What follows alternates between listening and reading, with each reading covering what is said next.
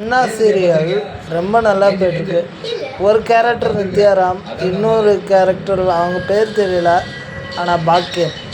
391 392 மறக்கவே முடியாத எபிசோட்ஸ் நான் பார்த்த வரைக்குமே. அண்ணா சீரியலில் best it's one of the best episodes தான் சொல்கிறேன். கத்தி குத்து பட்டு அவங்க காயப்பட்டிருக்கும் போது கெட்டவனாக இருக்கிறவனும் அழுகிறான், கெட்டவனாக இருந்து அம்மாவை மதிக்காதவனும் திருந்துறான். அப்படி ஒரு கேரக்டரை கொடுத்த டைரக்டருக்கும் இந்த திரைக்கதை விறுவிறுப்பாக கொண்டு போகிற டைரக்டருக்கும் நம்பிக்கை ரொம்ப நன்றி கடன் பட்டிருக்கோம். சீரியல்லாம் இப்படி இருக்கணும்.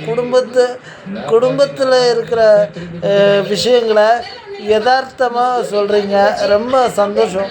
ஜீ தமிழுக்கு என்னோடய பாராட்டுக்கள். ஆனால் வெறுக்கிற சீரியல் ஒன்றும் இருக்குது. இதயம்ங்கிறது மனித உறுப்புகளில் ஒன்று, மனித உறுப்புகளில் முக்கியமான ஒன்று. அந்த இதயம் தெளிவாக செயல்பட்டால் மனிதன் உயிர் வாழ முடியும். இதயம் ஒரு மனிதனுடைய மனதும் இதயத்தின் அடிப்படையில் தான் அமைகிறது. அப்படி பார்த்திங்கன்னா நல்ல எண்ணங்களை மனுஷன் வச்சுக்கணும். சன் டிவியில் ஒரு இதயம்னு ஒரு தொடர் வந்தது. மருமக ஒரு சூழ்நிலையால் பாதிக்கப்படும் போது சீதா மேம் தான் அதில் நடிச்சிருந்தாங்க. நித்யா தாஸ் ஹீரோயின், ஸ்ரீ அண்ணா அதில் ஹீரோ. நான் ஸ்ரீ அண்ணா கேரக்டர் சொல்ல விரும்பலை, அது ஒரு சின்ன நெகட்டிவாக காட்டியிருப்பாங்க. அதுக்கப்புறம் அண்ணா செம்மையாக நடிச்சிட்டாங்க.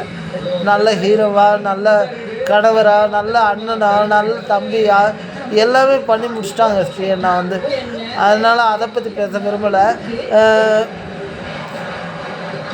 எப்படின்னா இதயம்னா ஒரு தியாகம். அதாவது மகனுக்கு தப்பான பொண்ணு கட்டி விஷயமே நினைக்காம அந்த பொண்ணு வாழணும்னு சீதா மேம் நடிச்சிருந்தாங்க. அந்த மாதிரி கதைகள்லாம் வந்த சூழ்நிலையில் ஒரு இதயம் கொடுக்கப்பட்டு ஒருவன் வாழ வைக்கப்படுகிறான். அவன் மனைவியை இரண்டாவதாக திருமணம் செய்கிறான். அந்த மனைவியின் நினைவுகளை இழப்பதற்காக அறுவை சிகிச்சை செய்து கொள்கிறார். அப்படியெல்லாம் எடுத்தால் ஒருத்தருடைய நினைவுகள் மாறிடுங்கிறத அவங்க சொல்லியிருக்காங்க. அது தப்பான விஷயம். அதை மாற்றுங்க, இல்லைன்னா அந்த கதையை முடிங்க. சன் டிவி இதயத்துக்கும் ஜீ தமிழ் இதயத்துக்கும் நிறைய வித்தியாசங்கள் இருக்குது. தயவு செஞ்சு ஜீ தமிழ் இதயத்தை முடிங்க, அதுதான் நல்லது. நாட்டுக்கு எவ்வளவோ தப்பான கருத்துக்களை எல்லோரும் சொல்லியிருக்காங்க. ஜீ தமிழும் அப்படி பண்ணக்கூடாதுன்னு கேட்டுக்கிறேன். நன்றி.